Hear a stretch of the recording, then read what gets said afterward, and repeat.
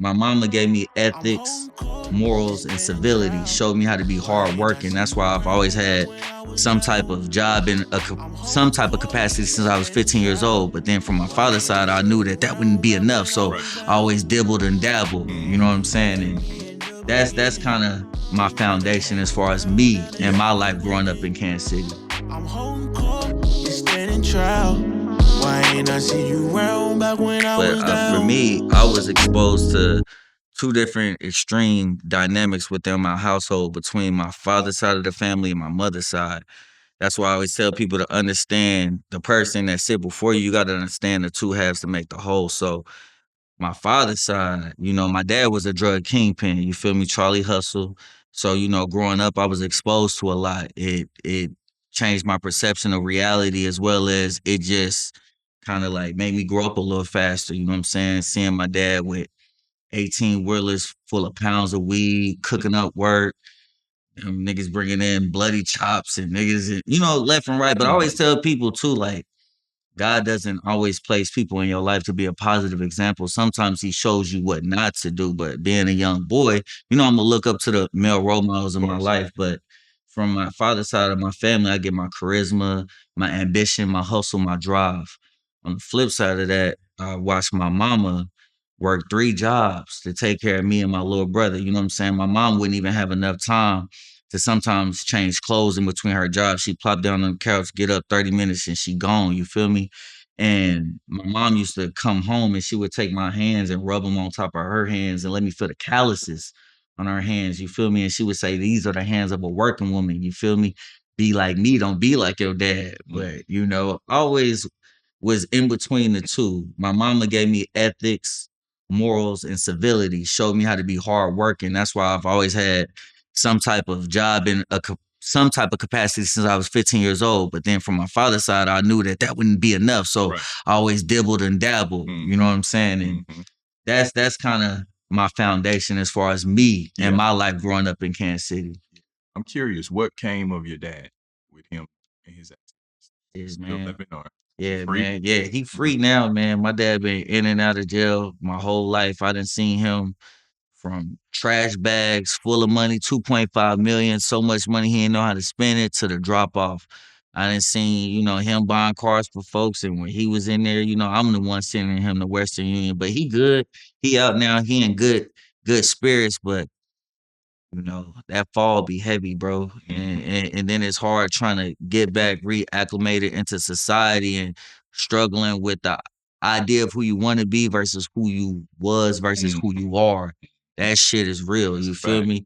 So it's like, but you know, I respect and I love my dad.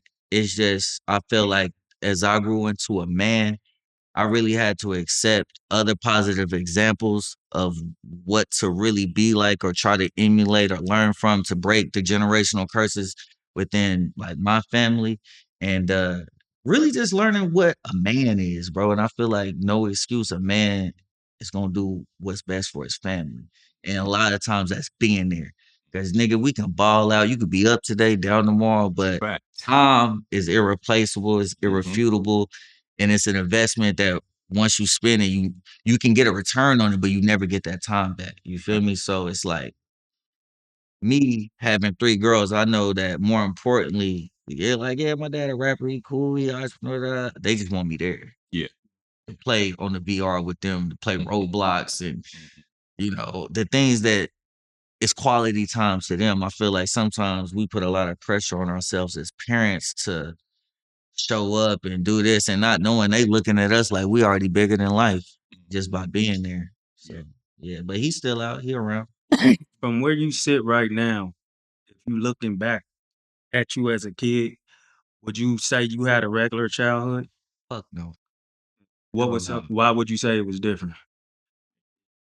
I was overexposed, like, bro, when I be trying not to like be like getting too deep with it, but like, bro, from everything from like, but see, my mama growing up, she thought putting me in private school. I was in private school, bro, from kindergarten to 5th grade. She thought so I have a heavy religious background too. You know what I'm saying? Like when I was young, I used to want to be a preacher. You know what I'm saying? But this was before I started hanging around my pops because my mom didn't let me hang around my dad till my first recollection or memory of my hanging with my dad was like, you know, but she thought that would counterbalance the fact that my dad was a dope dealer. But bro, when I started hanging around my dad, like it opened up a whole new world to me. Cause my mom, it was like more sheltered, reserved, and you know, I just wanted to make my mama proud type shit. You know what I'm saying? So stay into the church, I'm into the church. Woo the woo. But like being around my dad and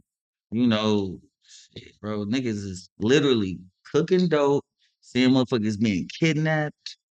You know, I remember one time, bro, I'm in there trying to read. I'm trying to like, you remember we used to get Scholastic books? Yeah. And I remember, bro, I'm in one of my dad's and his people's spots. My dad watching me. And I'm just trying to, you know, mark off my little Scholastic what I want, bro. And I go back there, bro. They got a nigga duct taped up to a chair, pistol whipping him because the nigga stole a pack and stole some money. Fucked it up. And then they were still cool after that. So you know what I'm saying? Like, or just seeing a lot of different things, bro, you know, and it just kind of like changed it became regular to me.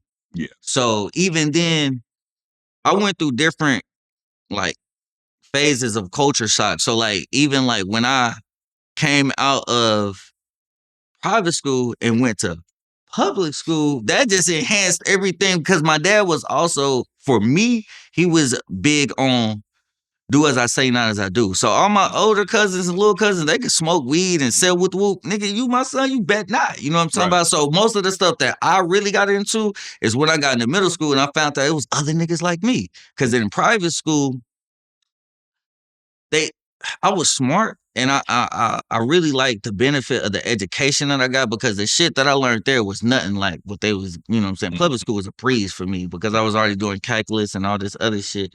But it was hard for me and they labeled me a troubled child like there. But it was really, bro, I was always like one of the only few black people at the school. And it was hard for me to articulate to my mom, like I'm dealing with racism because I didn't know how to explain it like that. You know, like when I'm going to go play baseball, the white boy won't pitch me the ball. So yeah, when my cousin went up there and pitched me the ball, I let the bat go and it hit the white boy in the head. Yeah, I did that shit on purpose, but I couldn't tell like they fucking with me.